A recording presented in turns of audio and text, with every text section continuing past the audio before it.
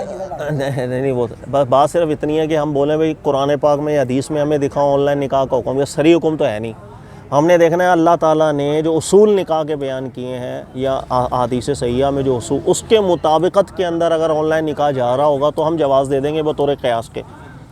निकाह के जो उसूल हमारे दीन ने बयान किए वो क्या बयान किए हैं कि आपके पास मर्द है, औरत है और गवाह है, ठीक है। किसका निकाह हो रहा है, किसके साथ निकाह हो रहा है, ये किसी पर मख्फी ना रहे, ना गवाहों के ऊपर मख्फी रहे, ना औरत मजहूल रहे, ना मर्द मजहूल रहे, ठीक है।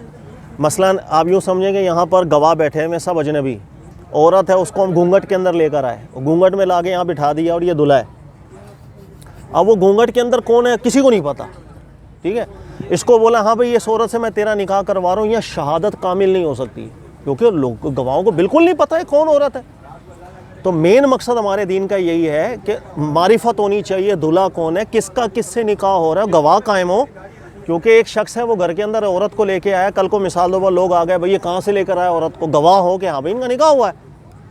तो ये हमारा वो दीनी अगर ये दीनी मकसद ऑनलाइन के अंदर पूरा हो रहा होगा तो हम कहेंगे कर लो जी। इसकी मिसाल आप देखें कैसे जी। वो बंदा बेचारा बहुत सादा सा है, ऑनलाइन निकाह का तरीका बस सिंपल है। मैं सिंपल से बयान कर रहा हूँ। ऑनलाइन निकाह का तरीका ये है कि जैसे अगर मसल लड़का यहाँ पर नहीं है, लड़की यहाँ पर है, गवाह यहाँ पर है, लड़की का बाप भी यहाँ पर है क्योंकि उसकी रजामंदी ज़रूरी है, और लड़का है मसलन बाहर, वो वीडियो पर आ जाए, ठीक है, नेट भी बिल्कुल सही चल रहा हो, ऐसा ना हो कि रिजाबो कबूल हो रहा है तो बीच में सिग्नल ड्रॉप हो जाए। इस चीज़ की कन्फर्मेशन होनी चाहिए कि वो रजामंदी से जाबो कबूल कर रहा है। वो किसी भी तरह आप लो, उसके आस पड़ोस उसके रिश्तेदारों से लो, जो वहाँ पर अवेलेबल है बहरहाल ले लो, वो ऑनलाइन मौजूद हो, किससे निकाह हो रहा है यहाँ के गवाहों को बिल्कुल मालूम होना चाहिए। ये लड़की है भाई, ये इसका इजाबो कबूल हो रहा है, ये निकाह हो जाएगा इंशाल्लाह।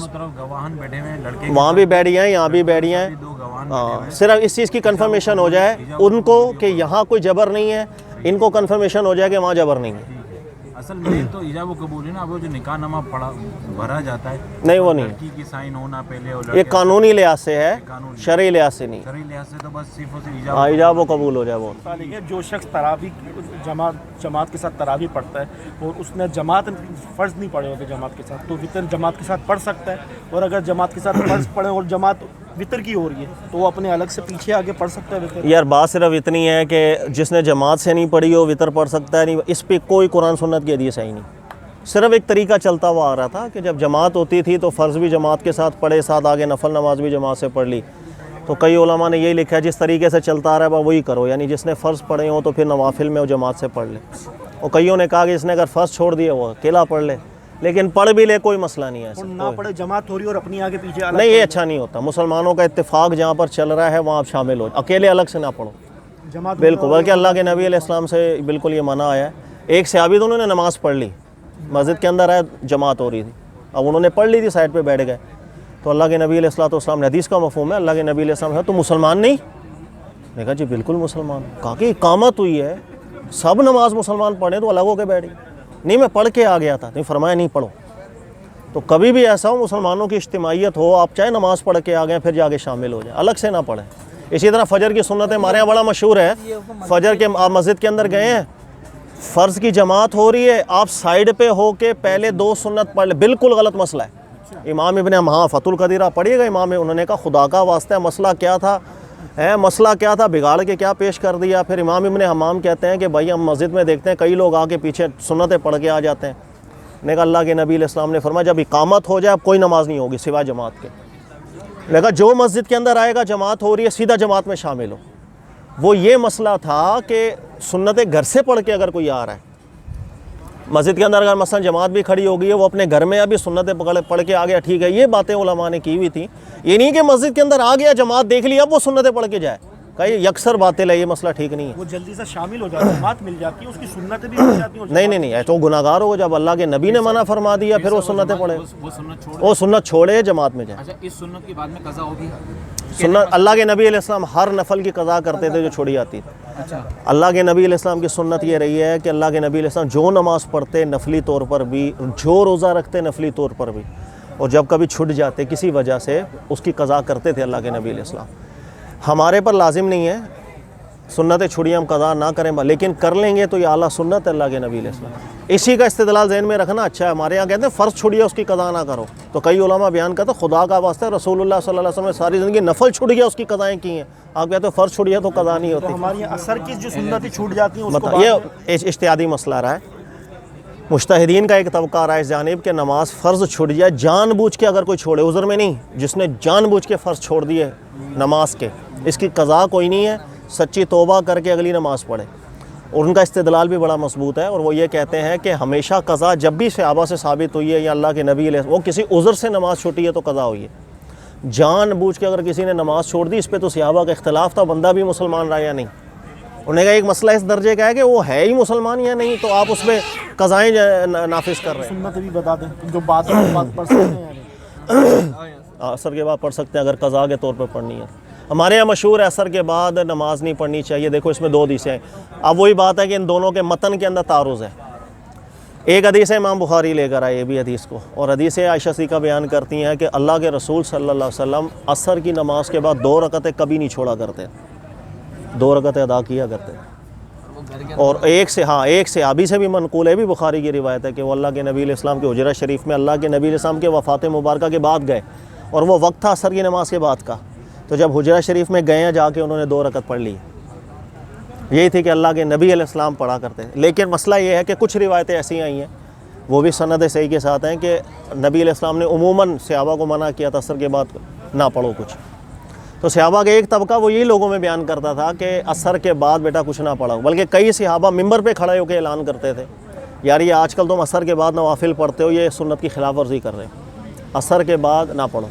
फिर कुछ सहाबी ऐसे थे कि जो कहते थे असर के बाद जो नबी अलैहिस्सलाम ने पढ़ी है उन्हीं के साथ ख़ास है, हम नहीं पढ़ेंगे। मतलब मुख्तलिफ रिवायतें हैं, कोई इसमें मसला नहीं। किसी का रुझान जवाज़ का भी जा रहा है तो कोई टेंशन नहीं। तरावी से सवाल फिर ये बनता है कि जिसकी तरावी की कुछ रकात रह गई, इमाम के साथ वो पढ़ रहा था, उसकी कुछ बात में शामिल हुआ, अब इमाम वितर पढ़ा रहा तो जमात पढ़ेगा या अपनी पहले जमात पढ़ेगा? नहीं, पहले तरावी में कोई रकअतें मुअय्यन नहीं है। मेरा इस पर क्लिप है, आप तफसील से सुनो।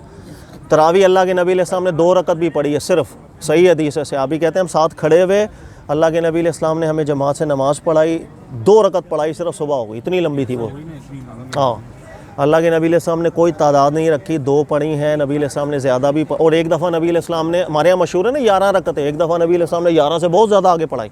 ये भी सही रिवायत है, सब मैंने अपने क्लिप में बयान की हुई हैं। 2 वाली कोई सूरह इखलास पढ़ के पढ़ ले, बोला 2 हो गई। अपनी इस्तिताअत है ना, अपना शौक है सर ये ना जो भाई, अपनी इस्तिताअत है, अपना शौक है। सुन्नत की बात हो रही है, नबी के सल्लल्लाहु अलैहि वसल्लम की हदीस मुबारक है कि जब भी इमाम खुतबे के लिए खड़ा हो जाता था, फिर भी जो बंदा आता था नबी अलैहि सल्लम उसको सुन्नत पढ़ने की ताकीद करते थे। तो लेकिन हमारे यहाँ माहौल ऐसा है कि बंदा अगर मस्जिद में तो जाता है जुम्मे वाले दिन, और खुतबा है ना स्टार्ट है, अब लाजिम है तो अकेला ही खड़े होकर पढ़ने में बड़ा वो होगा, तो क्या नहीं करे, बैठिए, कुछ नहीं, कुछ नहीं।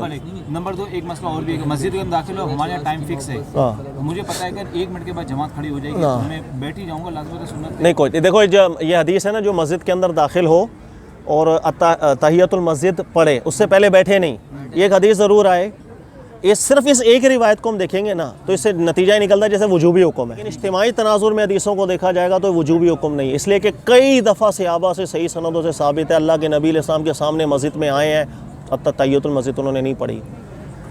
जैसे वो नहीं मशहूर सहाबी हैं जिनकी तौबा कुरान की आयत नाजिल हुई थी, जब वो महीना 2 महीना गुजर गए थे, हाँ, तो उसके बाद भी सहाबा मस्जिद के अंदर आते रहे, उनको मुबारकबादें देते चले। कोई सहाबी मस्जिद के अंदर आते साथ उन्होंने पहले रकअत नहीं पढ़ी। इसलिए पहले तो मैं समझा रहा हूँ कि तहियतुल मस्जिद आला दर्जे की सुन्नत है, मुस्तहब है, लेकिन वाजिब है या नहीं इसमें उलमा का इख्तलाफ रहा है। इसलिए कि सिर्फ एक रिवायत को देख के वजूबी हुक्म कमज़ोर इस्तेदलाल। सिर्फ एक रिवायत तो नहीं, इसमें मुख्तलिफ बेहतर होता कि नबी सल्लल्लाहु अलैहि वसल्लम को कर्ज है ना देने के लिए साहबी आए गए थे, तो नबी अलैहि वसल्लम ने फरमाया कि 2 रकअत पढ़ना फिर जाना। हाँ बिल्कुल, इतना सर जो नबी के नहीं बिल्कुल आया, बिल्कुल आया भाई। देखो इसीलिए नतीजे निकाल लें ना, यानी एक तरफ आप देखो कुछ हदीसों में इतनी सख्ती आ रही है, लेकिन एक तरफ देखो कुछ रिवायात के अंदर सख्ती बिल्कुल नहीं आ रही है, बल्कि मस्जिद के अंदर जो भी आया उसने अच्छा। इसी तरीके से जब हज्जतुल विदा हुआ, फ़तह मक्का हुआ, सहाबा इकराम पूरा गिरोह और हज़ारों का मजमा मक्का के अंदर गया, तहियतुल मस्जिद का कोई रिवायत नहीं आई कि तहियतुल मस्जिद पढ़ी हो, बल्कि बुतों को पहले साफ़ कराया गया, फिर उसके जब सफाया हुआ, फिर अल्लाह के नबी अलैहिस्सलातु वस्सलाम काबा शरीफ के अंदर दाखिल हुए, फिर अंदर नबी अलैहिस्सलाम ने रकअतें पढ़ी थी, बाहर जितने सहाबा थे उन्होंने तो नहीं पढ़ी। यहाँ तक कि जब बाहर अल्लाह के नबी अलैहिस्सलाम तशरीफ़ लाए, फिर कुछ सहाबी जाके उन्होंने पूछा कि अल्लाह के नबी अलैहिस्सलाम ने अंदर क्या किया, तो बताया भाई अंदर नमाज़ पढ़ी है।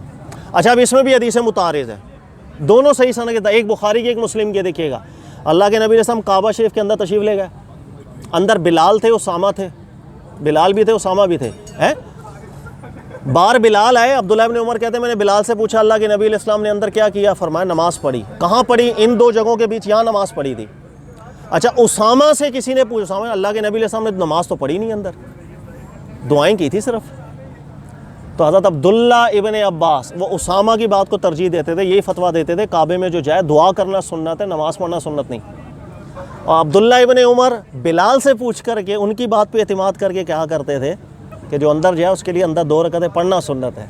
ये भी मतन में इख्तलाफ है, काबे शरीफ के अंदर। अच्छा सर, ये जिसको महफूज किया उसकी बात को तरजीह दी जाए। वो अपनी अपनी तरजीह है। अच्छा सर, ये मैं इसका इसमें देखो कई मुहद्दिस हैं, जैसे अलबानी साहब है, उन्होंने कहा बिलाल कह रहे हैं नमाज पढ़ी है, इस बात को तरजीह दें क्योंकि वो इस बात कर रहा है, इस बात अच्छा वो खुदा का वास्ता है, छोटी इतनी सी जगह है, मसलन हम यहाँ बैठे हैं और वाजिद भाई से को कल जाके पूछे भाई सर ने इतनी देर के अंदर यहाँ कोई नमाज पढ़ी? ये बोले नहीं पढ़ी, ये बोले पढ़ी। इसमें इस बात नफ़ी की बात ही नहीं, वो जगह ही इतनी छोटी है, इतनी छोटी जगह पे कहाँ इमाम? ये सो गए थे क्या? वाजिद सो गया था इधर क्या कि मैंने नमाज़ पढ़ी, उसको पता नहीं चला? बाहर निकल नहीं, कुंडी लगा दी थी। हदीस के लफ्ज़, हाँ हदीस के लफ्ज़ हैं, अल्लाह के नबी शरीफ के अंदर गए, अंदर से कुंडी लगा दी। बिलाल भी अंदर थे, उसामा भी अंदर थे, इसलिए सर इस मतन में तारुज़ है।